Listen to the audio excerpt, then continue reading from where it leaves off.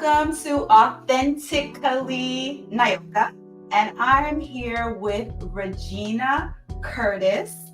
Let's see, I met Regyna a few weeks ago inside of our holistic wellness community space, and let me tell you, my whole life has changed. Now I belong to a parallel universe of holistic minded and centered persons like myself. It's like I struck gold. It's great. It's fantastic. I love it. It's absolutely fantastic. And what Regyna has shared with me has helped me to center myself inside of the energy that I'm feeling. So I don't want it to sound woo woo, but sometimes you feel like you're trying to take two steps forward and you hit a wall and you still try to keep going, even though you keep still hitting the wall. Maybe it's not the time for that, right? So why isn't it the time for that? Regyna has helped me to understand my seasons.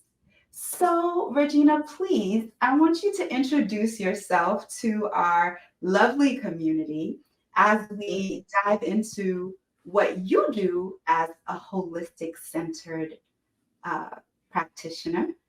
Tell us who you are and how you do what you do. How I do what I do. Perfect. Yeah. Thank you for the great introduction. And I'm excited to be here. So, Regyna Curtis, my company's name is Authen-Tea-Cally. And Authen-Tea-Cally is a combination of two Sanskrit words that together can be translated as the journey of kindness towards your soul. And so that's why I named my company that, is because it is the journey that I've taken throughout my life to get to this place. And it is the journey that I go on with each of the clients and people who come into my space. So I'm a soul rhythm activator. And what that means is I help you identify and align your life and your business with the energy of your unique soul rhythm. And just like there are seasons in nature, we each have internal seasons as well. And a lot of people will say, oh, I just wait for divine timing. That's a beautiful thing. And you can actually hack that divine timing, right? There's a key to help you understand your own divine timing. You're going to have to explain that, Regyna. You're going to have to explain that to the community, please. I will.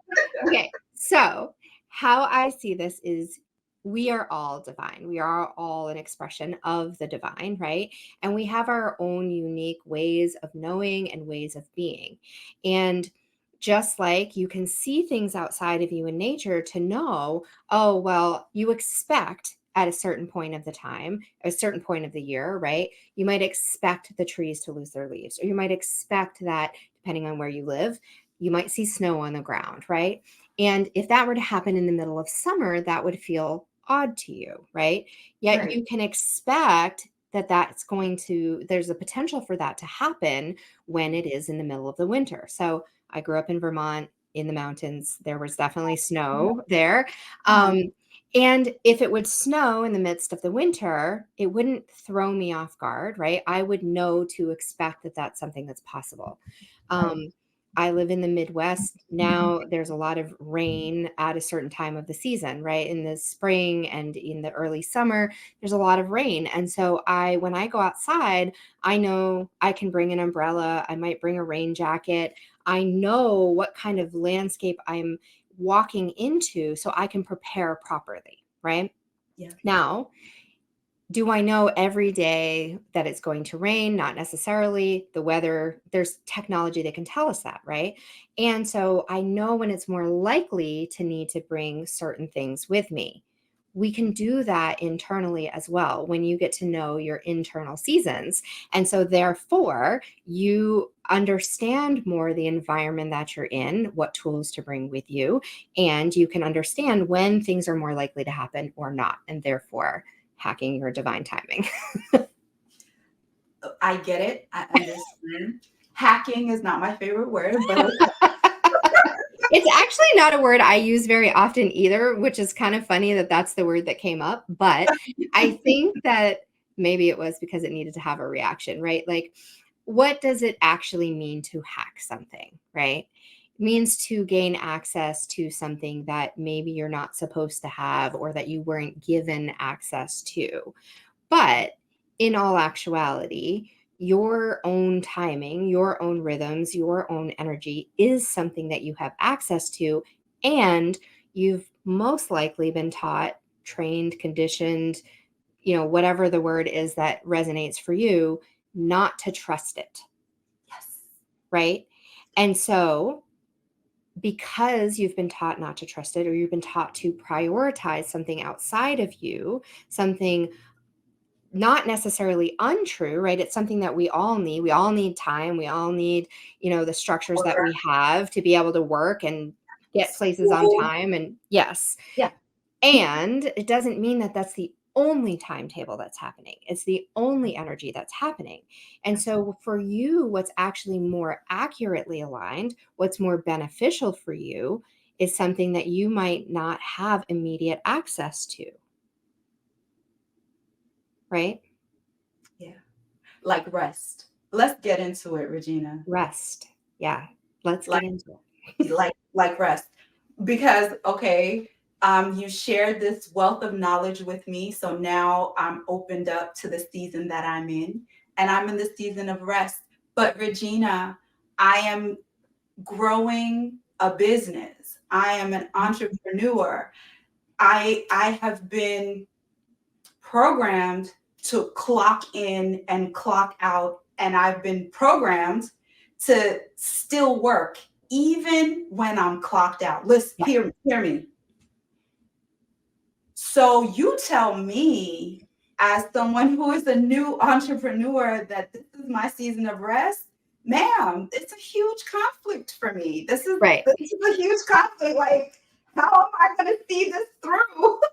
That's because, again, right, we've been conditioned to, through our school, through the corporate spaces, right, through the practices that we've grown up seeing all around us and understanding, and the ways that we've had to engage in those systems, been taught that, there's go time. And if you're starting something new, you have to go, go, go, go, go to make it happen. Right. But it's actually not about, it's not all or nothing. Right. In the winter, there still are things happening. And Growing. the Yes. winter is actually a time of quiet wisdom. It's when it's not that you don't have any energy to give, or that you have to like sleep the entire thing like a bear hibernating in a cave somewhere, right? It's about how you're managing your energy and how you're utilizing your energy. So if you are, this is a time when one of the things that I love to show is, okay, trees bring their energy back in the fall.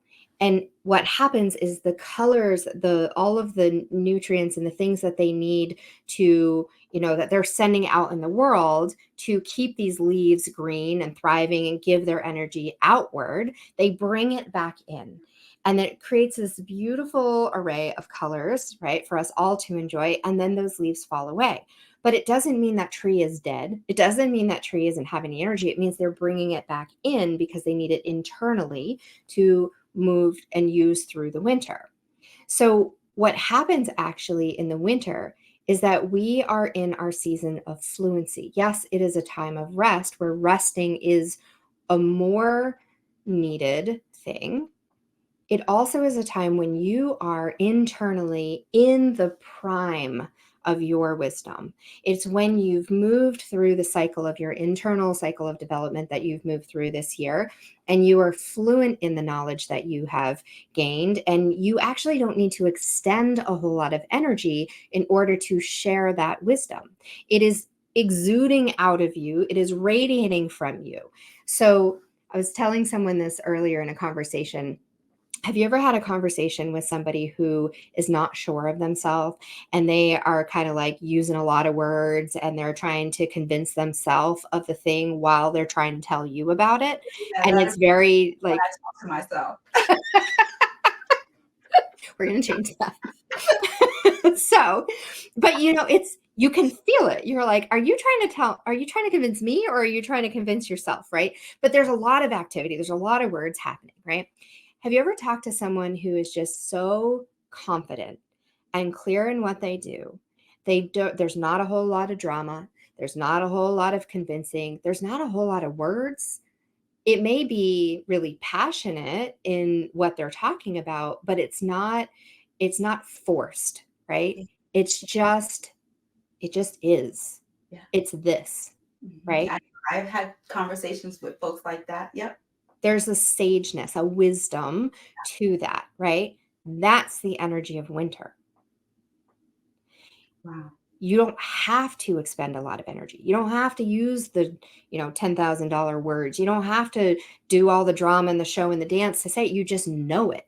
It just is, right? So that means that your energy can be spent resting, resourcing, because when you go in to do your work, when you're properly rested and you log in to your work, it actually comes together with more ease and flow because you are in that wisdom, in Yes. that sage moment where things come out of you more easily. Yeah. Yeah. And interestingly enough, that is definitely in alignment with the time that I'm in right now. Mhm. But again, it's like I'm working against my natural go get it, go get it, go get it. You are, this is where I say your analytical brain is fighting your intuition, right? Your conditioning, your training that you've been taught how to be in the world, especially because, okay, right now you're in your winter, right? Externally, it is summer as we're recording this. And so, what the external collective energy, the seasonal energy that is vibrant right now, is one of experimentation. It's one of, it's a building energy. It's a masculine energy, whereas yours is a feminine energy. It is a energy that is dynamic, whereas yours is focused. It's an energy that is very much in the private sphere, where actually yours is in the public sphere, which you might be surprised about. But Very surprised. because winter is that fluency, it is the higher octave of what you've already developed in your internal, in your private life. Now it is in the public sphere as you're sharing the wisdom that you have. However, it is in an internal space, whereas summer is externally focused, right? So your focus is internal on what you need in order to be able to share that in the public sphere. Summer is externally focused, learning from others so that you can actually bring that back in. And But so there's happening at the same time, Regyna. they're happening at the same time. Yes. And so what happens is there's a dynamic that happens between these two energies. And there's a whole spectrum of experiences that can occur in that dynamic.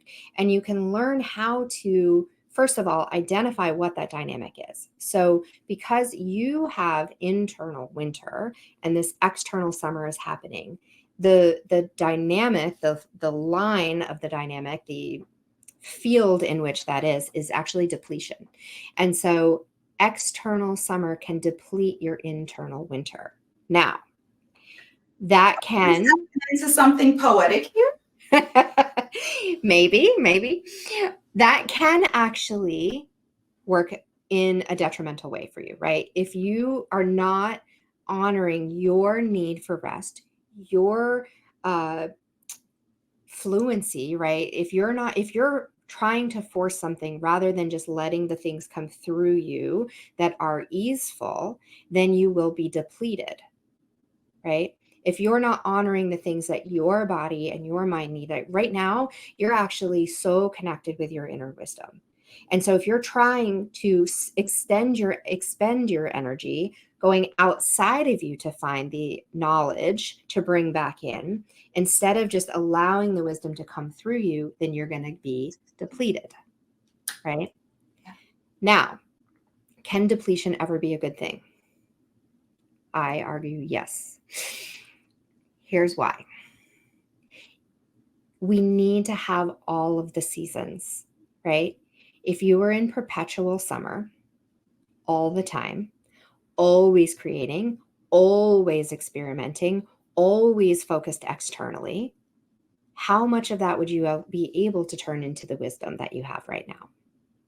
It's Not much. how much would we be able to have it help us? Right. Would you be able to receive Mhm. from all that work you were doing, or would you just continue to work and work Yeah. and work Well, and work? some people force themselves into that season because they don't do the internal Yes. work. They force So, themselves into depletion. coming from a corporate space, I can say this. I actually enjoyed, for the most part, enjoyed my time in the corporate space, but I did get burned out like most of us do at some point, right?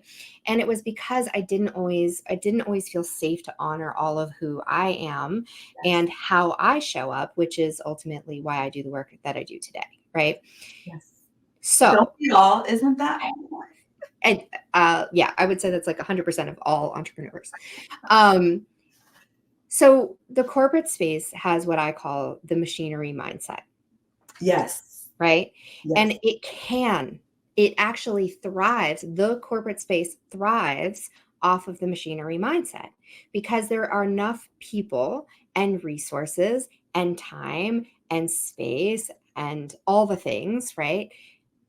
In order to allow a business to stay perpetually in summer. Because what's happening internally is you're moving through all of those seasonal energies all the time because there's enough people and enough things going on that they're all rotating through at different times. As an entrepreneur, especially when that's starting out, until you get to a point where, if you ever do or ever want to get to a point where you have teams of people helping you and things going on all at different times when you can fully be checked out, then it has to align with your energy, right? And you have to put in systems into place that support the business continuing to move forward while you rest, while you play. That's the ultimate goal, right? That's the ultimate goal. And you can do that more easily when you actually know when that timing is, right? Yeah. The thing is, you have this same calendar, the same timing of your seasons from the day you were born until the day you die. The dynamics that you experience will always be the same. And so when people come to me to start doing this work, they often, the first things they'll say is like, oh, I've always felt that way. Oh my gosh, that has always been my experience, right? And I would be concerned if it wasn't. That would tell me that what I'm doing is not actually accurate, right? Mhm. Then their next question is like, well, what do I do with this? I always thought something was wrong with me because of that. Or I always thought that like I was doing it wrong. But the real thing is, the real truth of it is that you just didn't have the tools to do it in the way that was supporting you, especially if your seasons are not aligned with the energy of the seasons externally, Externally, right? right? Right. So it's not a matter of learning something about yourself that you didn't know. It's learning how to use the parts of you that you do know more effectively, right? Being more you in what you do, aligning your tools and your activities to support you better, because then that actually allows you to support others better. It allows you to grow your company in a more joyful and easeful way. It And allows you to in an authentic way. an authentic way. Yeah. Yes, because it is true to your timing, Yeah. your needs, your ways of knowing and being. Yes. I love the work you do. And that's why Thank I invited you to come and talk with the community today, because the the truth of the matter is, when you are doing the work to step into your authenticity, you have to understand that you're going to face challenges, you're going to face obstacles. And if you can be more aware of the challenges and obstacles, then you know how you can prepare. And it Exactly. makes it easier. You know, Yes. people will say, oh, well, life is not easy. No, life is not easy, but when you have some tools in your toolbox that you can Yeah. use to bring in the ease, then it's a win-win. It's a win-win. So I use the word easeful, which all the technology tries to like tell me is not a word, and I don't care. If I'm making fetch happen, like it is a word. So I say easeful because everything is not easy, right? It's not always Yes. easy, but it Yes. can be more easeful. I love that word. Regyna, I want to thank you so much for sharing your wisdom, because this is not something that you read in a book. What No. I'm saying is that your life experiences have taught you this, and you have done some more digging and some research to back it up.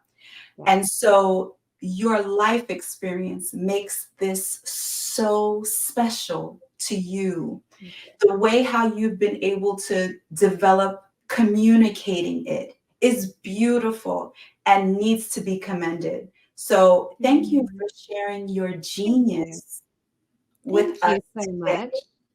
I And appreciate that. what did you say? I said thank you so much. I really appreciate that. Oh, you're welcome. You're welcome. And the only way that we can get other people to hear our genius is when we share Yeah. it. So I so much for accepting the invitation to come on and talk with the community. How can folks get in touch with you Yeah. if they would like to hear more or learn more about the community? Well, actually, I think maybe I can answer. You can share that about the community. Yes, if you want to come play in the community in the Mingle Learning Collaborative, talk to Nyoka because she can help you get in there. Inside of the community, you can actually take the Charting Your Course workshop, which is the workshop where I share the work that I do. It's the baseline, it's creating the calendar of your personal seasons. And you can get that on my website. I have two options. I do a live workshop every month on the 28th live. And so you get to work with me directly. And I also have an on demand version of it on my website as well that you can do at any time. So that's the first step to really learning about your personal season. So I recommend doing that. And if you do come into the community, which again, see Nyoka about that, then those things have no cost to you because they're part of your membership. Yeah. That part is like I feel like I went into the store and got a whole bunch of discounts. When you go to the store and the price on this thing is Six slash. 29. When you go and you scan, it's like $5. It's exactly what it is. I love it. Yeah, it's like you come in through one door, you come in through Nyoka's community and you're like, "Oh my gosh, there's this wealth of things, all these amazing things." And she's like, and then just like opens up the door and it's like, "Oh, here's all these other things too." And there's all these amazing people out there like, "Here's all this stuff." And it's really just from a place of generosity. It's not like, "Oh, there's a catch and then you got to, buy this and you get sign up for that." It's really just there's a wealth of genius in this space and we all love sharing it. We've seen it. We've seen it with our own two eyes, and I am so um, blessed, really, to get to experience it. So I thank you so much for all the work that you do. Thank you for welcoming me into the community. And I know that you will help me welcome everyone else into the community so they can come and get this good, Good good. stuff. I agree. And thank you for having me here. I love sharing this work. Like I said, it is born from my own experience and wanting to um, not ever have to see anybody else struggle and try to figure this out on their own. It's just not necessary. So come play together and we'll have a lot of fun. Come play. We have fun. You see these smiles? They're real.